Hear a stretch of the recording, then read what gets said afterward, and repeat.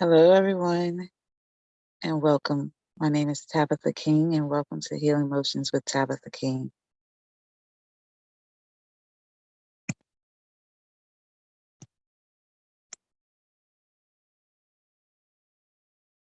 I am so thankful for being able to come on this platform and share a little bit about health and nutrition. And today I am focusing on sinuses and helping you to understand how our sinuses can become inflamed, but there is a way to treat it healthy and do things right with nutrition. So as we think about sinusitis, it is an inflammation of the nasal sinuses. And if you did not know, there are actually 4 different sinus cavities. One being the frontal sinus, which is above the eyes. Then we have our, it's also, the frontal sinus is also to the sides of our nose as well. And then the maxillary sinuses is inside the cheekbones, and our sphenoid sinus is behind the bridge of the nose, and the ethmoid sinus is in the upper nose. So we have a lot of places that could be filled with air pockets in the skull, and it's connected to the nose and the throat by passages that drain away mucus. So with that being said, if your sinuses are too small or poorly positioned to handle the volume of mucus that's being produced, they can become clogged. So you want to make sure that you are able to get the exact amount of air that it needs to flow through your nose. Pressure in the sinus increase that causes pain. Now, I've dealt with sinus problems for most of my life. And when I found out that I was having so many chronic illnesses, I think I started with allergy issues when I was 3 years old. And all the way up till now, I've had chronic sinus issues. And it's been a problem for me because after a while, I think I was actually diagnosed with rheumatoid arthritis because of my sinus issues. And not knowing how to treat my sinus issues, I had to see several doctors. And it was always a problem because they always felt like it was just sinusitis. But because I continued to have this problem, I had inflammation all the time in my nose. So it was something that needed to be dealt with. And I was thankful for the awareness of the rheumatoid arthritis and the rheumatoid factors in my blood being so elevated. So once I found those things out, I was on medication for a while, but then I came to the realization that I could be healed from this situation and I didn't have to stay on the medication for the rest of my life. So moving towards balance and health issues and becoming healthy and whole, I changed some things in my diet and my fitness, and I started to change and transform by the renewing of my mind, really focusing on God's word and understanding that I can be free from the pain and the suffering. So it's important to be able to come to the place where you can open your eyes and see that you have a way to change the way you do things. So with that being said, I just wanted to share some recommendations. And if you see me looking to the side of with my eyes, I am just reading some of my notes. But you want to make sure that you are eating a diet consistent of 75% of raw foods. You know, I used to have a problem with eating raw foods or even eating vegetables, really. I used to just hate them. And it's because my mindset was not correct. So when I started to focus on changing the thoughts that I had in my mind and the limiting beliefs, then I could see that I can eat this way. I can train my mind, my palate to be able to eat exactly what I'm eating. Another thing is to drink plenty of distilled water and fresh vegetable and fruit juices. You want to consume a lot of hot liquids such as herbal teas and soups. It's good to make like vegetable soups and things of that nature so that you can continue to eat your nutrients. Another is eliminating sugar from your diet and reduce salt intake. Sugar and salt were always something I craved until I learned that it is better not to have it.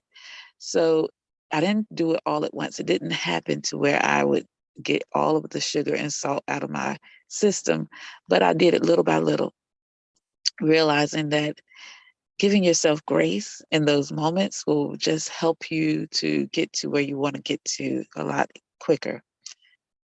Another thing is do not eat dairy foods, except the low fats solid products like yogurt and cottage cheese. Those are helpful for you. Dairy products actually increase mucus formation. So make sure that you are taking these things into your thoughts and trying to change some things.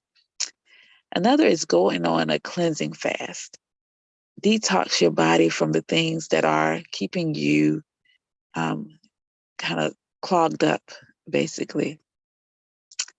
Another is to try using a menthol or eucalyptus pack applied over the sinuses to relieve pain and swelling.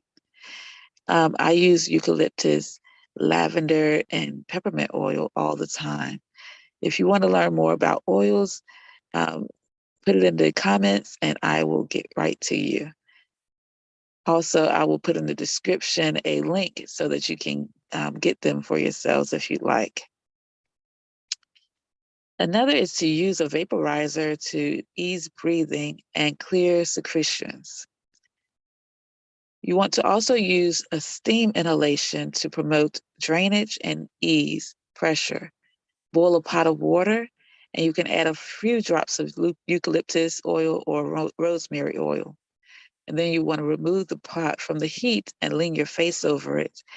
And make sure you do not get too close so that the irritation, so you won't get irritation or scalding. But when you lean over, you want to be about 6 inches away from it and inhale the steam. Another is to use a neti pot. I have one of those. I love it. I didn't used to like it, but I realized that it really helps to clear out your nose. You can also use a small teapot-like device, especially designed for nasal irrigation. These things are available in healthy food stores, and you can find them in the pharmacies as well. You want to fill the pot with sea salt and water, about 2 teaspoons of salt to 1 pint of water. And you want to rinse out your nose with this solution. This should reduce any inflammation and congestion that you may have. You want to use warm compresses or ice packs to help relieve pain. And it's actually, when you use the warm compress or ice, just experiment with both and see which one works best for you. And if you are taking antibiotics for your sinus infection, be sure to add an acidophilus that is good to work with your antibiotic at that time. Also, we have some supplements that is also good for that. And I will also put that link in the description as well. If you use any decongestants, use them only as directed. And try not to use any kind of nasal drops or sprays for those are as well as inhalers, for they can shrink blood vessels in your nose, eventually causing the blood vessels to weaken. So just when you are withdrawing from decongestants, they can also cause a rebound effect in which the swelling becomes worse after use. So definitely try to stay away from those if you can. If you have any high blood pressure or heart problems, do not use these medications, for they will cause more problems and dangerous elevations in your blood pressure. Also, do not smoke and avoid secondhand smoke. Excuse me. If you are living in a smoggy area, consider getting an air purifier.